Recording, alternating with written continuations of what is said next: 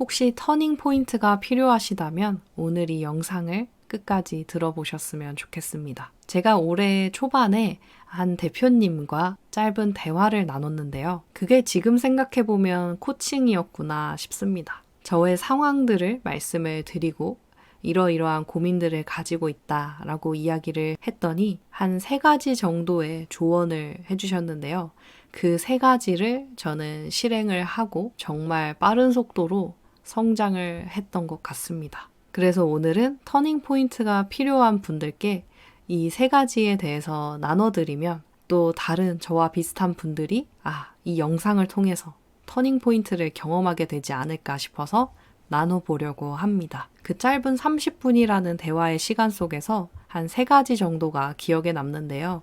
첫 번째는 저에게 대표님이 그런 이야기를 하셨어요. 혹시 주로 어떤 사람들을 만나요? 주로 다 크리스천들인가요? 라고 물어보셨습니다. 그래서 제가 웃으면서 네 라고 말씀을 드렸는데 크리스천이 아닌 나를 객관적으로 봐줄 수 있는 그런 사람들을 한번 만나보세요 라고 이야기를 해주셨습니다. 왜 그렇게 크리스천이 아닌 사람들, 나를 모르는 사람들을 만나야 하는 걸까라고 했더니 대표님께서는 이런 이야기를 해주셨어요. 아마 지금 주변에 크리스천들이 많기 때문에 프로젝트 J라는 브랜드에 대해서 다들 좋은 이야기만 해줄 것 같아요. 그런데 정말 크리스천도 아니고 내 브랜드를 모르는 외부의 사람들과 만나서 이 브랜드에 대해서, 프로젝트 J에 대해서 이야기를 해봤을 때 정말 어떤 반응을 보이는지 제3자의 시선으로 객관적으로 보게 되면 그때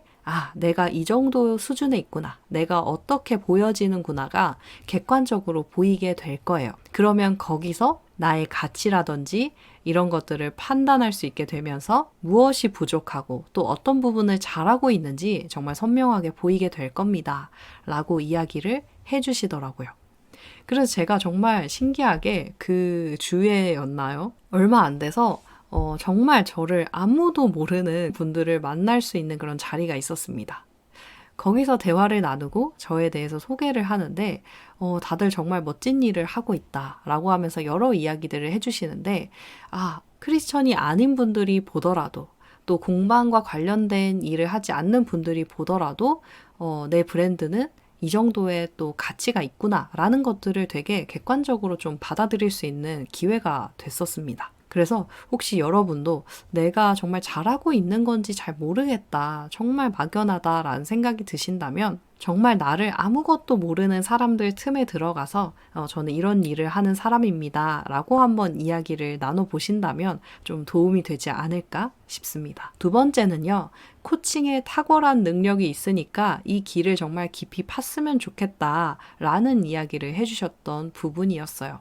이 이야기는 제 사례여서 도움이 되지 않으실 수도 있겠지만 왜 이게 저에게 있어서는 터닝 포인트였는지 좀 말씀을 드려볼게요. 이 대표님께서 제 유튜브의 영상들을 몇 개 쭉 훑어보시더니 목소리에 힘이 있는 거 알고 있었냐? 라는 이야기를 해주시더라고요. 그래서 저는 사실 솔직하게 네, 알고 있습니다. 라고 이야기를 했습니다. 어릴 때부터 많이 들어왔던 이야기고 또 제가 이렇게 목소리를 녹음해서 뭔가를 만들어내는 일들을 어릴 때부터 좋아했기 때문에 알고 있다라고 얘기를 했습니다. 근데 제가 모르는 부분을 또 하나 짚어주셨는데요.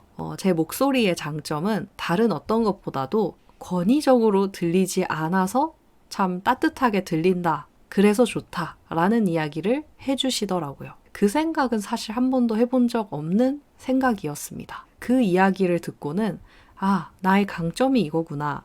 라는 생각을 좀 처음으로 해보게 됐고요. 제 강점을 알게 된 후로부터는 이걸 더 잘 활용하면 좋겠다 라는 생각이 들었고 다른 것에서 어떤 제 자존감을 찾으려 하기보다는 나는 목소리만으로도 잘 듣고 있고 또 경청하고 있다는 그런 느낌을 줄 수 있는 사람이니까 너무 많은 걱정하지 말고 자신 있게 코칭을 해보자 라는 어떤 자신감으로 이어지더라고요. 그래서 이렇게 제 3자의 어떤 피드백을 받으니까 내 강점, 내가 참 몰랐는데 이런 부분이 있었구나 라는 걸 찾게 돼서 정말 저에게는 큰 도움이 됐고 터닝 포인트라 부를 만한 지점이 됐습니다. 마지막 3번째는요. 제가 이런 질문을 드렸어요. 성경에는 자기 자신을 사랑해라 라는 말이 없는데 많은 그런 자기계발서를 보면 자기를 사랑해라, 자기를 아껴줘라 라는 표현이 보입니다. 저는 이걸 어떻게 받아들여야 할지, 어떤 게 건강한 생각인지 도저히 모르겠어요 라는 이야기를 했어요. 그랬더니 이제 대표님께서 그러시더라고요. 맞습니다. 성경에 어디에도 자기 자신을 사랑해라 라고 문자적으로 쓰인 곳은 없습니다. 하지만 보이지 않는다고 해서 없지는 않아요. 숨어 있어요 라고 이야기를 하시더라고요. 성경은 두 가지로 요약이 됩니다. 하나님 사랑, 이웃 사랑. 그걸 가지고 이렇게 풀어주시더라고요. 하나님 사랑을 깨닫는다면 내가 얼마나 하나님께 소중한 존재인지 알게 될 겁니다. 그렇게 하나님이 사랑하시는 존재가 나인데 그런 나를 아껴주지 않는다는 건 어쩌면 큰 죄일 수 있습니다. 그리고 이웃을 사랑하라 라는 말 앞에 어떤 이야기가 있는지 알고 있나요? 라고 말씀하시더라고요. 내 몸과 같이 이웃을 사랑하라 라고 적혀 있습니다. 여기서 내 몸과 같이에서 내 몸을 사랑하지 못하는 사람이라면 어떻게 내 몸처럼 이웃을 사랑하겠는지에 대해서 이야기를 하시더라고요. 저는 정말 어쩌면 되게 단순하고 쉬운 진리였을 수도 있는데 적혀있지 않다고 해서 정말 그 문자적으로만 눈에 보이는 것만 믿으려고 했던 그런 저의 좀 어리석음들을 발견할 수 있었습니다. 자기 자신을 사랑하지 않는 것도 죄라는 게 정말 저에게는 충격으로 다가왔습니다. 하나님이 나를 얼마나 사랑하시는지 그 사랑으로 나를 사랑할 줄 알게 되면 내 몸과 같이 이웃을 사랑하는 게 가능해진다. 라는 이 정말 변치 않을 진리를 깨닫고 나니까 저를 사랑하지 않을 이유가 없더라고요. 부모님이 자식을 사랑하는데 어떤 이유가 있고 또 그 깊이가 얼마나 깊을지 정말 상상이 되지 않습니다. 그런 사랑을 받는 게 저라고 생각을 하니까 정말 눈물이 막 나더라고요. 그래서 참 감사한 마음에 저를 아껴주기로 결심을 하게 됐고 자기관리, 또 내가 어떤 부분에서 기쁨을 느끼는 사람이고 나는 어떤 것들을 좋아하는 사람이며 어떤 지점에서 행복을 느끼는 사람인지를 되게 기쁜 마음으로 하나하나 찾아가게 됐습니다. 그때부터는 저를 위한 것들이 부담스럽거나 죄책감으로 느껴지지 않았고 정말 행복하고 기쁜 걸로 느껴졌어요. 그리고 제가 이렇게 매일 기쁨으로 살아가는 걸 하나님이 보신다면 또 얼마나 기뻐하실까.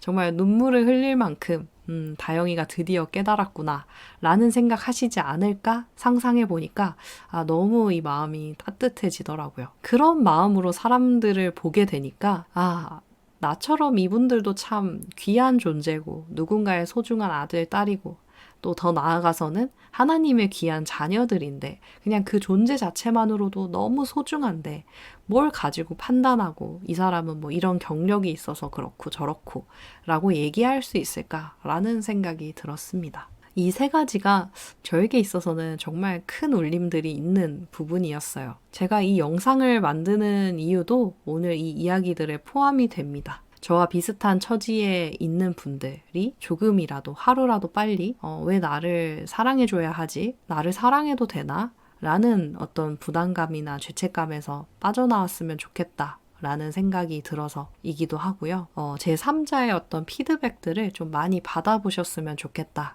라는 생각도 들고 그리고 정말 나를 아무것도 모르는 사람들과 자주 만나서 나의 객관적인 위치를 파악하고 무엇을 발전시켜야 하고 또 어떤 부분 잘하고 있는지 한번 점검해 보신다면 그게 곧 나의 자신감이 되어주고 스스로를 믿어줄 수 있는 많은 부분들이 된다라는 이야기를 오늘 좀 드리고 싶었습니다. 도움이 되셨을지 모르겠어요. 언제든 고민하는 것이 있다면 저에게도 나눠주시고요. 제가 모든 어떤 인생의 정답을 알진 못하지만 이렇게 제가 느끼고 또 경험한 것들 안에서 소소하게 나눠보도록 하겠습니다.